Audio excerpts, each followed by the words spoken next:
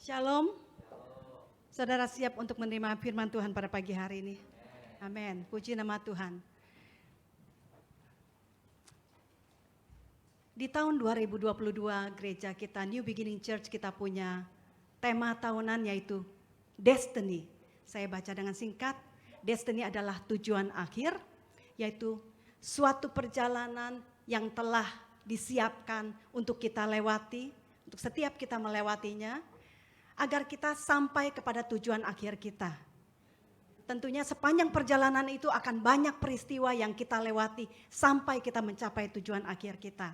Dan saya mengambil tema pada pagi hari ini adalah rahasia hati. Rahasia hati diambil dari Lukas 2 ayat 19. Tetapi Maria menyimpan perkara itu di dalam hatinya dan merenungkannya.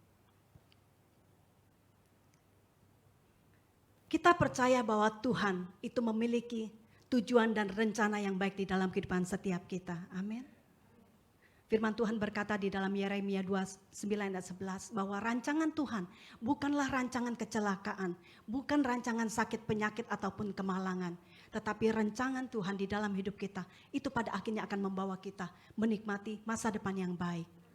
Dari mulanya tujuan dan rencana Tuhan di dalam kehidupan setiap kita adalah keselamatan. Tapi kita tahu bahwa keselamatan yang Tuhan anugerahkan itu tidak hanya sampai kepada kita, tetapi sesuai dengan panggilan Tuhan di dalam hidup kita. Bahwa sepanjang perjalanan hidup kita, kita menjadi saksi di mana lewat kehidupan kita yang menceritakan Tuhan, itu akan membawa banyak orang itu mengenal Tuhan dan mereka juga menerima keselamatan yang Tuhan anugerahkan.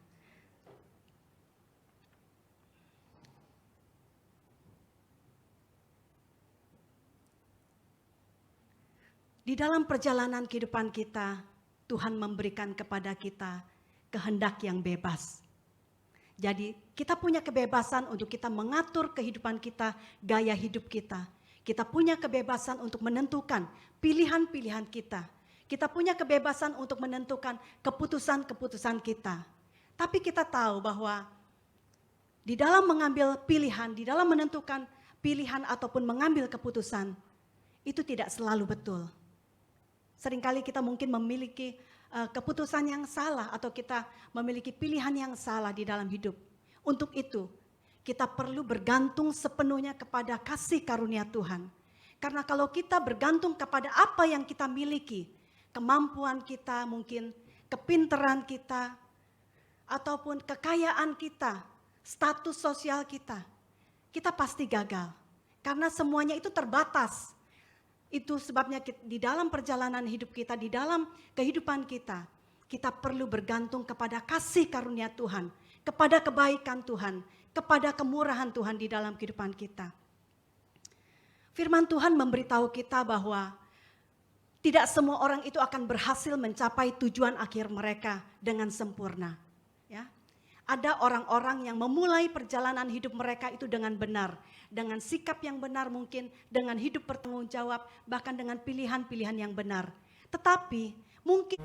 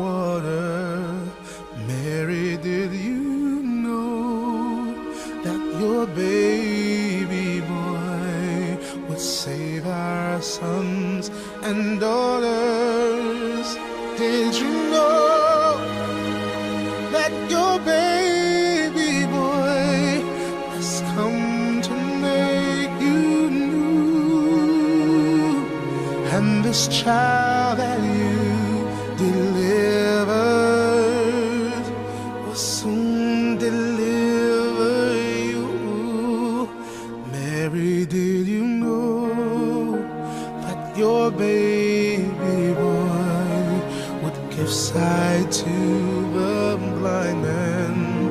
Mary, did you know that your baby boy would calm the storm with his hand?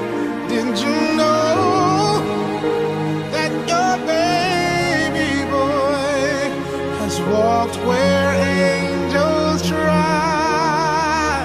And when you kiss your little baby, you kiss the face of God. Oh, Mary, did you know?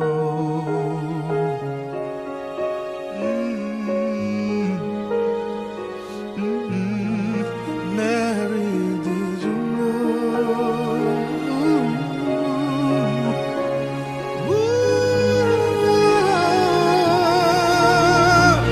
The blind will see, the deaf will hear, the dead will live again. The lame will leap, the dumb will speak, the praises of the Lamb. Mary, did you know that your baby boy is Lord of all creation? Mary, did you know that your baby boy would one day rule the nations? Did you know that your baby boy is heaven's perfect lamb? And the sleeping child you're holding is the great I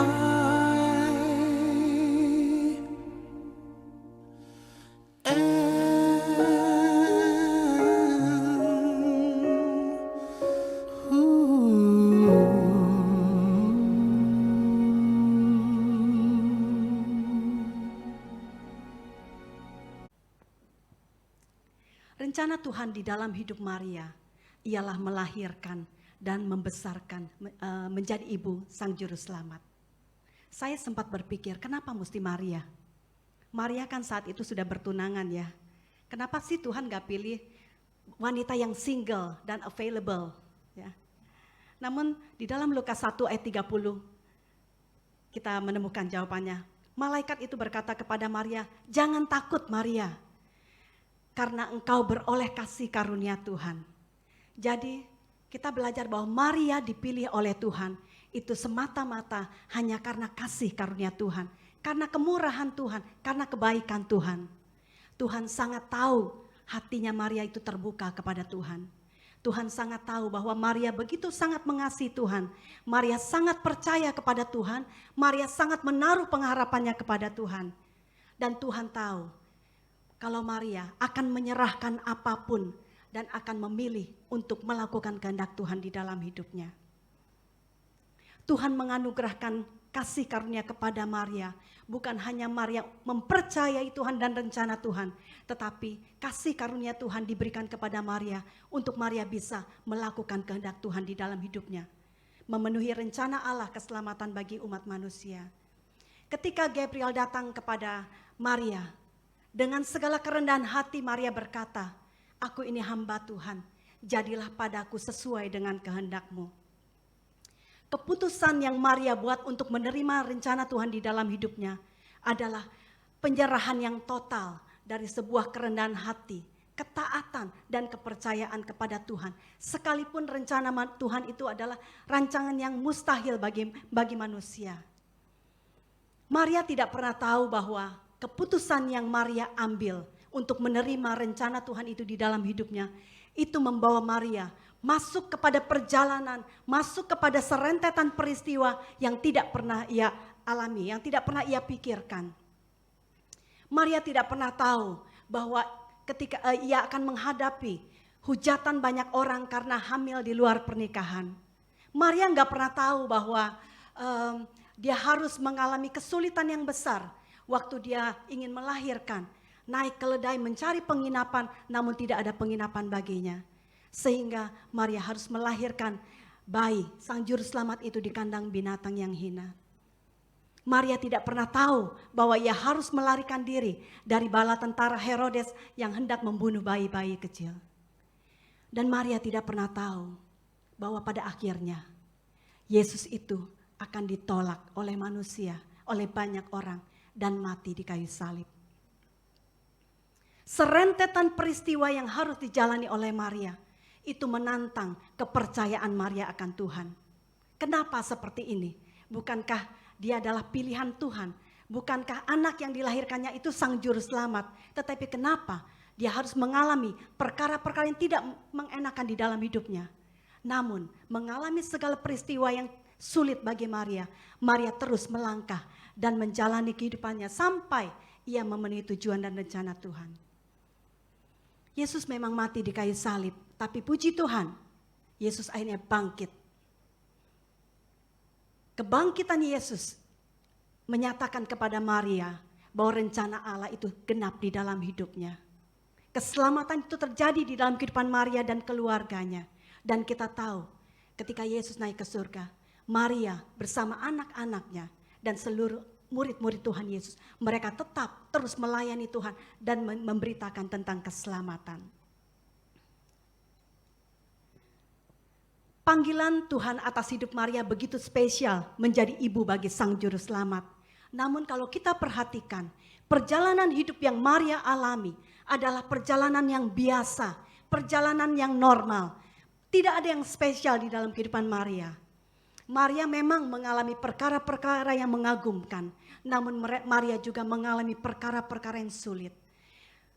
Perkara-perkara yang mengagumkan mungkin waktu Maria mendapat kunjungan malaikat Tuhan. Waktu malaikat bilang, kamu dipilih Tuhan. Ya, perkara-perkara yang mengagumkan. Waktu Maria mengunjungi Elizabeth, dia melihat keajaiban. Orang yang tadinya mandul tiba-tiba mengandung. Ya, waktu Maria berjumpa dengan para shepherd, para gembala. Gembala menceritakan pertemuannya dengan malaikat-malaikat Tuhan. Dan malaikat itu berkata bahwa ini adalah anak sang juru selamat. Waktu Maria bertemu dengan Simeon. Simeon berkata bahwa Yesus adalah sang juru selamat.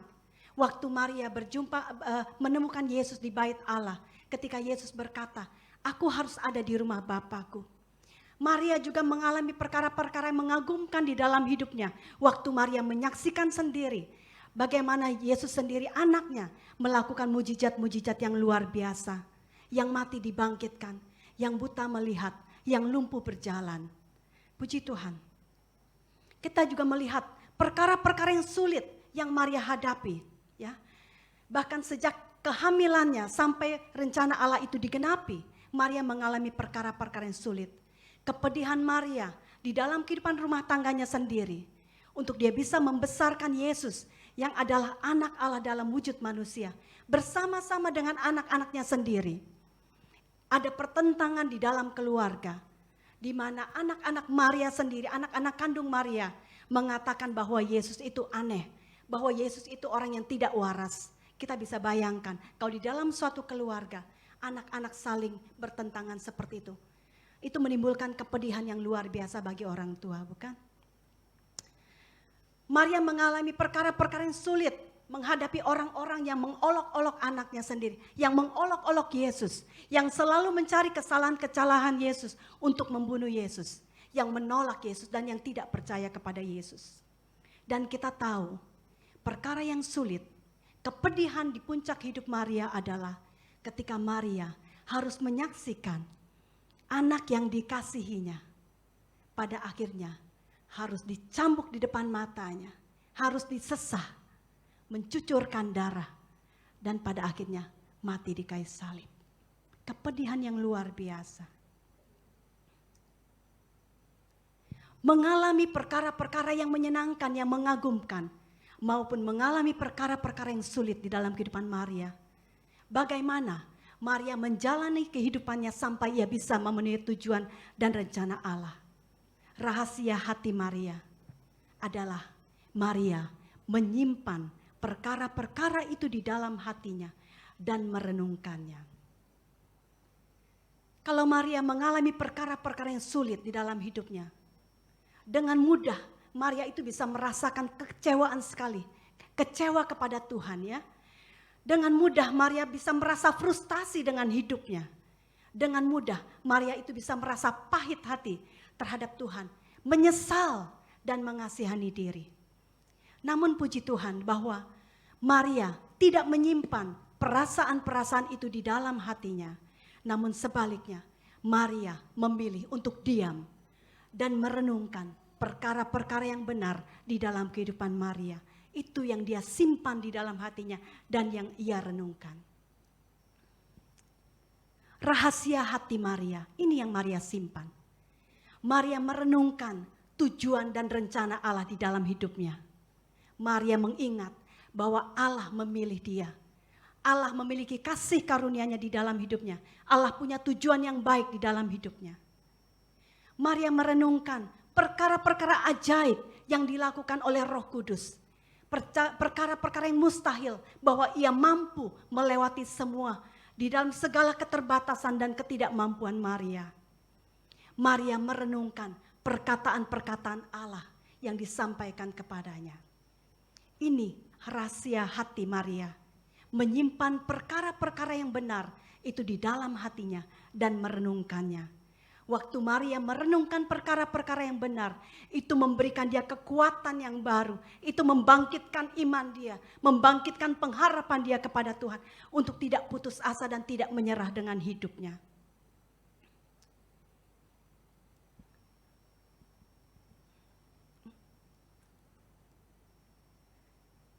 Di dalam hidup kita tidak selalu menerima apa yang kita mau. Betul? Kita mengharapkan perkara-perkara yang baik tentunya, semuanya lancar, semuanya baik. Tapi di dalam kenyataan hidup, kita tidak selalu menerima apa yang kita minta. Kita tidak selalu mengalami apa yang kita mau, perkara-perkara yang baik. Kita tidak selalu mendapatkan apa yang kita inginkan.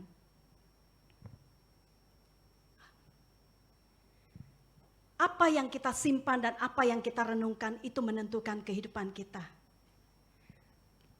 Coba kita menyimak, apa sih yang selama ini kita simpan dan kita renungkan?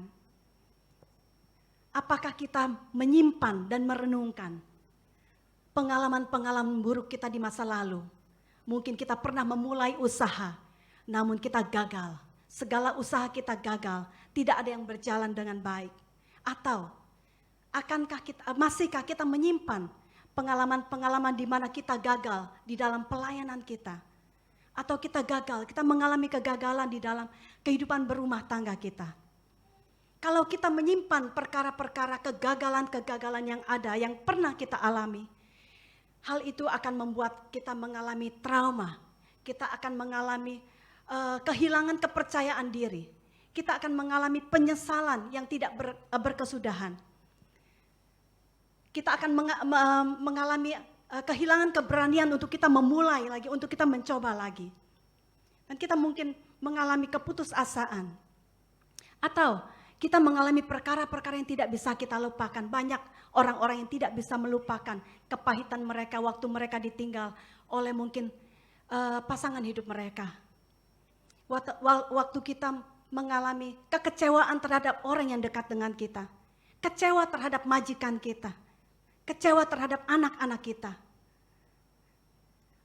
Kalau kita menyimpan perkara-perkara ini di dalam kehidupan kita, tentunya perkara-perkara ini akan membuat hidup kita merasa pahit.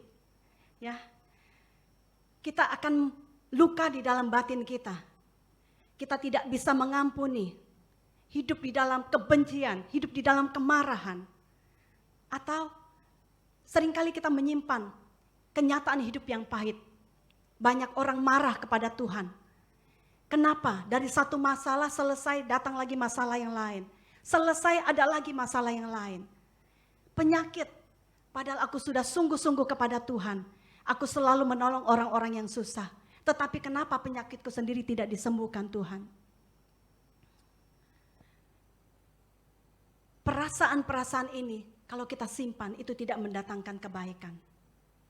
Kalau kita marah kepada Tuhan, kalau kita pahit hati kepada Tuhan, kita akan menjadi orang yang selalu menggerutu. Kita menjadi orang yang selalu komplain. Kita tidak bisa mengingat kebaikan-kebaikan Tuhan di dalam kehidupan kita. Dan itu akan merampas sukacita kita. Akan merampas damai sejahtera kita. Atau saat-saat ini mungkin apa yang kita simpan di dalam hati kita adalah ketakutan, kekhawatiran. Kita melihat dunia seperti sekarang ini. Virus tidak pernah berhenti, selalu menyebar. Kapan berhentinya kita tidak pernah tahu. Belum lagi perang yang masih terus menerus. Dan kita tidak pernah tahu hidup kita itu besok akan menjadi seperti apa. Bagaimana dengan masa depan anak-anak kita? Bagaimana dengan masa depan kita sendiri? Ya, jangan simpan perkara-perkara yang salah. Karena itu tidak mendatangkan kebaikan buat kita. Menyimpan dan merenungkan perkara yang salah, itu akan semakin membuat kita menjadi lemah. Kita akan menjadi orang yang gampang sekali menyerah di dalam hidup. Kita menjadi orang yang tidak bersemangat. Kita akan menjadi orang yang tidak punya pengharapan. Memikirkan perkara-perkara yang salah, itu akan membuat kita stuck. Kita tidak bisa maju melangkah untuk kita memenuhi rencana Allah yang besar di dalam hidup kita. Kita akan semakin menjauh, mundur, dan berbalik bahkan dari rencana Tuhan. Kita belajar pagi hari ini, bagaimana kita merenungkan, menyimpan perkara-perkara yang benar itu di dalam kehidupan kita. Kita belajar untuk menyimpan dan merenungkan firman Tuhan. Firman Tuhan berkata, firman-Mu itu pelita bagi kakiku dan terang bagi jalanku. Waktu kita mulai merenungkan dan menyimpan firman Tuhan di dalam hati kita, firman Tuhan itu akan menuntun perjalanan kehidupan kita. Firman itu akan membukakan jalan-jalan yang kita perlukan. Renungkan firman Tuhan siang dan malam. Itu firman Tuhan. Apa yang kita simpan? Simpan janji Allah di dalam hidup kita. Renungkan janji Allah di dalam hidup kita. Firman-Nya berkata, di dalam hatiku aku menyimpan janji-Mu supaya aku jangan berdosa kepada Engkau. Waktu kita menyimpan janji Tuhan, Tuhan akan menolong kita untuk kita melakukan perkara-perkara yang benar. Waktu kita menyimpan janji Tuhan, kita akan menjadi orang yang semangat lagi, menaruh pengharapan lagi, beriman lagi kepada Tuhan. Apa yang kita renungkan? Renungkan kebaikan Tuhan di dalam hidup kita. Renungkan pertolongan-pertolongan Tuhan yang pernah kita terima di dalam hidup kita. Firman Tuhan berkata, pujilah Tuhan hai jiwaku, janganlah lupakan segala kebaikan-kebaikannya. Saudara, saya menyadari di dalam hidup seringkali apa yang kita ingat adalah kesulitan-kesulitan kita, sakit hati kita, perkataan orang yang mengecewakan kita, perbuatan-perbuatan yang tidak menyenangkan, yang itu yang biasa kita ingat. Dan jarang sekali kita mengingat pertolongan-pertolongan Tuhan. Jarang sekali kita bisa mengingat kebaikan-kebaikan orang lain kepada kita. Kita lebih banyak mengingat perkara-perkara yang tidak enak. Tapi kita belajar pada pagi hari ini, kita mau memilih untuk mengingat kembali kebaikan-kebaikan Tuhan. Untuk mengingat kembali pertolongan-pertolongan Tuhan yang telah kita terima. Waktu kita mengingat semuanya ini, maka kita akan memiliki hati yang benar di hadapan Tuhan. Kita tidak akan pernah punya impression yang salah tentang Tuhan. Pikirkan dan renungkan. Pikirkan dan renungkan kuasa Roh Kudus. Roh Kudus di dalam kita adalah Roh Allah yang Tuhan berikan buat kita untuk menolong kita. Dia memberikan kepada kita kemampuan dalam segala keterbatasan kita. Sehingga dengan yakin kita berkata, aku bisa melakukannya lagi. Mujizat masih ada bagiku. Tuhan masih bisa membuka jalan yang tertutup bagiku. Roh Kudus berkarya di dalam kehidupan kita. Mengerjakan perkara-perkara yang tidak mungkin menjadi mungkin. Firman-Nya berkata, bukan dengan kegagahan dan kekuatanku, tetapi oleh Roh-Mu ya Tuhan. Amin, haleluya. Kita belajar untuk menyimpan dan merenungkan perkara-perkara yang benar. Itu akan memberikan kita kekuatan, bangkit lagi, bersemangat lagi, bergairah lagi. Kita menemukan harapan kembali, kita akan terus melangkah. Waktu kita merenungkan perkara yang benar, kita akan terus melangkah. Mencapai tujuan akhir kita untuk kita memenuhi rencana dan kehendak Allah yang baik di dalam kita dan lewat hidup kita. Amin. Puji Tuhan. Saya tutup dengan kesaksian singkat kehidupan Yusuf. Yusuf di sini adalah Yusuf anak kesayangan Yakub, bukan suaminya Maria ya di dalam perjanjian lama. Sejak muda Yusuf itu dipilih oleh Allah. Dan Allah punya rancangan besar di dalam kehidupan Yusuf untuk menyelamatkan keluarganya. Rencana Allah yang besar bagi Yusuf itu diberitahukan kepada Yusuf lewat mimpi. Namun mimpi yang Yusuf ceritakan kepada saudara-saudaranya itu membuat saudara-saudaranya itu marah. Semakin iri hati kepada Yusuf. Sehingga Yusuf diperlakukan dengan sewenang-wenang dan nyaris dibunuh. Kemudian Yusuf dijual menjadi budak di Mesir. Masa depan Yusuf suram. Tidak ada kelihatan sesuatu yang baik. Tetapi Yusuf mengerti bahwa di dalam keadaan yang tidak punya pengharapan, Allah membangun pengharapan bagi Yusuf. Yusuf menjadi budak di rumah Potifar. Yusuf dirancang untuk menjadi orang yang besar.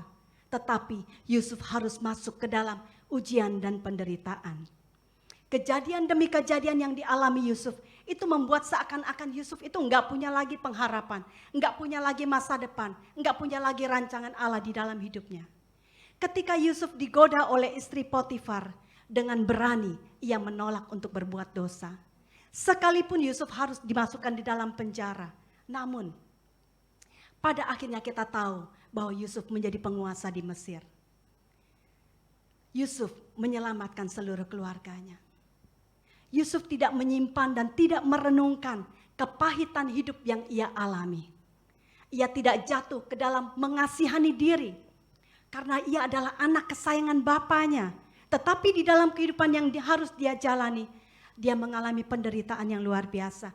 Kejadian demi kejadian yang harus dialami itu perkara yang sulit buat Yusuf. Yusuf, dia tidak menyimpan rasa benci. Yusuf tidak menyimpan kemarahan kepada saudara-saudaranya atas apa yang mereka telah buat di dalam hidupnya. Yusuf tidak menjadi sakit hati kepada Potifar, tuan yang dilayani dengan setia, yang akhirnya menjebloskan dia ke dalam penjara. Yusuf tidak menyimpan kekecewaan kepada orang yang telah ditolong namun melupakan kebaikannya, melupakan pertolongannya. Yusuf tidak menyimpan perkara-perkara yang salah di dalam hidupnya. Yusuf tidak merenungkan perkara-perkara yang tidak menyenangkan di dalam hidupnya. Namun sebaliknya, Yusuf menyimpan rencana Allah di dalam hidupnya. Yusuf tahu Allah punya rencana yang besar di dalam hidupnya. Yusuf menyimpan janji-janji Allah di dalam kehidupannya. Yusuf menyimpan mimpi Allah yang telah diberikan di dalam hidupnya. Ini yang Yusuf simpan dan Yusuf terus merenungkannya. Yusuf menyimpan dan merenungkan perkara-perkara yang benar di dalam hidupnya. Sehingga tiba waktunya, waktu Allah memulihkan hidupnya, Yusuf melihat bahwa rencana Allah itu digenapi di dalam kehidupannya. Amin. Dari perjalanan Yusuf kita belajar untuk kita tidak menyerah dan tidak putus asa. Kita tahu Tuhan punya rancangan yang besar di dalam hidup kita. Kita tahu dengan kekuatan Tuhan kita akan berjalan mencapai tujuan akhir kita. Sekalipun mungkin apa yang kita alami, apa yang harus kita lihat itu tidak sesuai dengan apa yang kita harapkan. Namun kita percaya bahwa rencana Allah di dalam hidup kita tidak pernah gagal. Apa yang Allah mulai di dalam hidup kita, Ia akan menyelesaikan sampai sempurna. Amin. Puji Tuhan. Walaupun masa depan kita kelihatan mungkin suram dengan keadaan-keadaan yang ada. Gelap, keadaan dunia tidak menentu. Hari depan kita tidak pernah tahu akan menjadi seperti apa. Namun ini yang kita harus percaya, bahwa kita akan melihat kemuliaan Tuhan itu dinyatakan di dalam hidup kita. Rencana kasih Allah di dalam hidup kita tidak pernah gagal. Tuhan tidak pernah melupakan apa yang Dia buat di dalam kehidupan kita.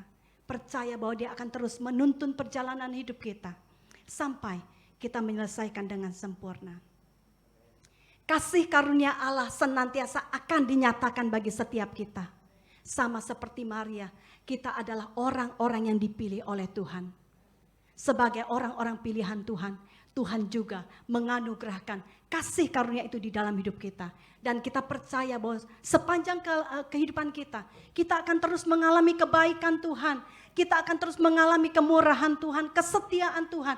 Itu kasih karunia Tuhan yang Tuhan berikan bagi setiap kita. Tuhan juga memberikan kepada kita rohnya di dalam kita sebagai penolong kita.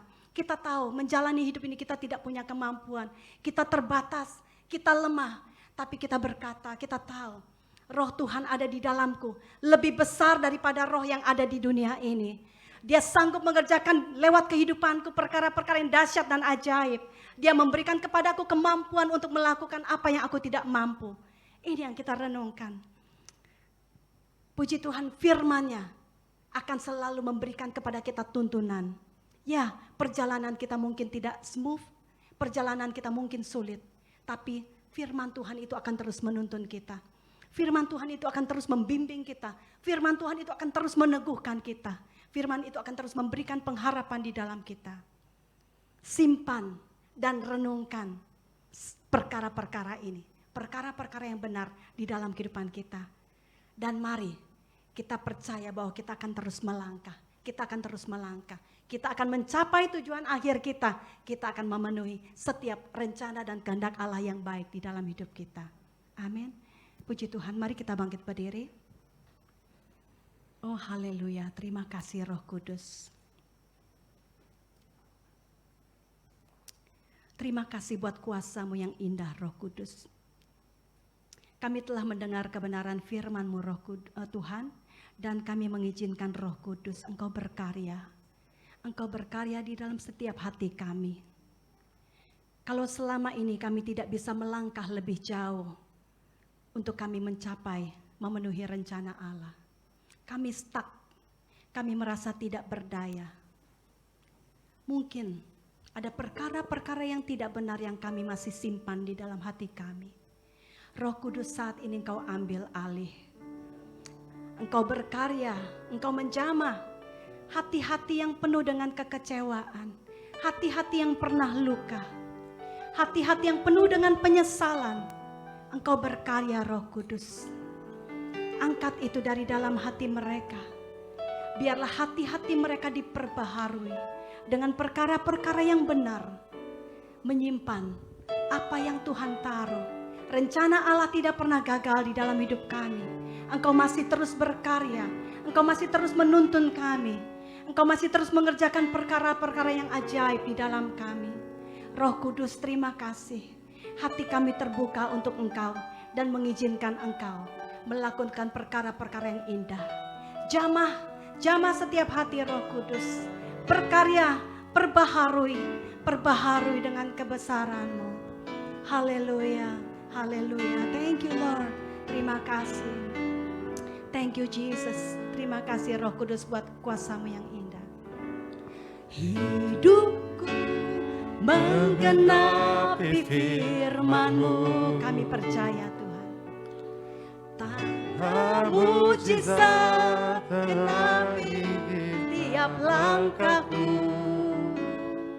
Kau bersamaku di dalamku, jadi bukti kebesaran-Mu. Katakan dengan iman dan percaya. Hidupku menggenapi firman-Mu. Tanda mujizat sertai tiap langkahku. Katakan kau bersamaku. Kau bersama, Kau di dalamku. di dalamku, jadi bukti kebesaran-Mu. Sama-sama kita naikkan pujian ini sekali lagi. Dengan iman katakan. Hidupku menggenapi firman-Mu. Tanda mujizat sertai tiap langkahku. Haleluya, haleluya. Kau bersamaku. Terima kasih Roh Kudus. Terima kasih buat hadirat-Mu. Di dalam Haleluya, haleluya. jadi bukti Kebesaran-Mu. Sekali lagi katakan.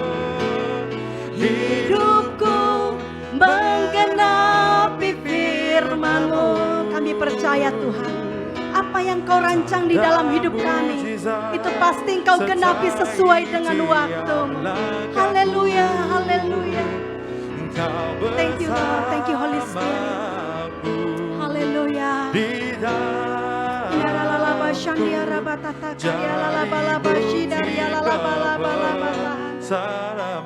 Haleluya, thank you Jesus. Thank you Lord. Terima kasih, mari kita naikkan syukur kita buat setiap kebaikan Tuhan di dalam hidup kita. Kita tahu rancangannya besar dan luar biasa. Itu pasti digenapi di dalam kehidupan kita. Kita pasti mencapai tujuan akhir kita. Terima kasih Tuhan, terima kasih. Kami mengucap syukur, berterima kasih Bapa untuk kebaikan-Mu Tuhan yang tidak berkesudahan di dalam kehidupan kami. Kasih karunia-Mu yang indah Tuhan. Kemurahan-Mu, kesetiaan-Mu Tuhan, kebaikan-Mu. Itu akan terus menyertai setiap perjalanan hidup kami. Engkau yang membawa kami menggenapi setiap rencana-Mu yang indah bagi kami. Terima kasih Roh Kudus buat kuasa-Mu yang dahsyat di dalam kami, yang akan terus berkarya di dalam dan lewat kehidupan kami.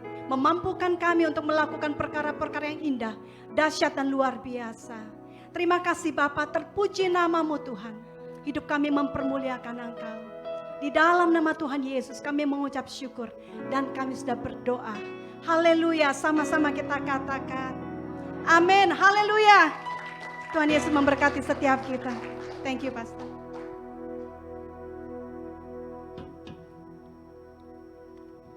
Alright, kita tetap berdiri sebentar untuk kita akan akhiri dengan doa. Tapi sebelum itu sekali lagi pengumuman untuk kita minggu depan hanya ada satu ibadah saja, yaitu jam 10 pagi. Karena yang siang akan gabung, dan sepanjang bulan depan selama April kita hanya ada satu ibadah gabung di jam 10 pagi akan dalam bahasa Indonesia dan Inggris ya. Di saudara ingatkan teman-teman yang mungkin masih belum hadir ke tempat kebaktian, sudah saatnya kita berkumpul kembali, dan juga yang mereka yang dari ibadah yang kedua kita bisa fellowship satu dengan yang lain. Minggu depan juga ada perjamuan kudus, saudara bisa ingatkan pada teman-teman yang belum hadir untuk mereka bisa hadir bersama dengan kita. Baik, saya yakin sudah diberkati firman Tuhan, diberkati, katakan amin. Amin, mari kita berdoa. Tuhan, kami bersyukur untuk kebaikan-Mu, rencana-Mu yang indah, masa depan yang penuh pengharapan. Tuhan, kami bersyukur untuk penyertaan-Mu dalam hidup kami. Kami bersyukur untuk Singapura ini yang sudah mulai dibuka ya Tuhan. Kami boleh kebaktian bersama-sama tanpa batasan lagi. Tuhan memberkati bangsa negara ini. Tuhan lindungi, Tuhan pagari dengan malaikat kudus-Mu Tuhan. Kami berdoa untuk saudara-saudara kami yang akan keluar negeri, mereka yang akan berkunjung ke tempat-tempat di mana keluarga mereka berada. Berkati Pak Ayong, Bu Siwing, Bu Derwin, dan yang lain-lain yang akan travel bulan depan. Tuhan berkati mereka, lindungi, jauhkan segala yang jahat. Tuhan membukakan tingkap-tingkap langit, memberkati setiap umat-Mu Tuhan. Lindungi mereka, berkati mereka. Tuhan pelihara senantiasa ya Tuhan. Cukupkan segala kebutuhan mereka Tuhan.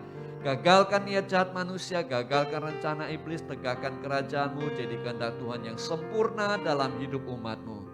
Umat yang dikasih Tuhan, akan kedua tangan saudara terimalah berkat daripada Tuhan. Kasih daripada Bapa surgawi, karunia Tuhan kita Yesus Kristus, persekutuan, penghiburan, urapan Roh Kudus menyertai setiap saudara mulai sekarang ini sampai selama-lamanya di dalam nama Tuhan Yesus Kristus. Yang percaya katakan amin, amin, amin. Tuhan berkati, silakan duduk, saat duduk kebaktian selesai.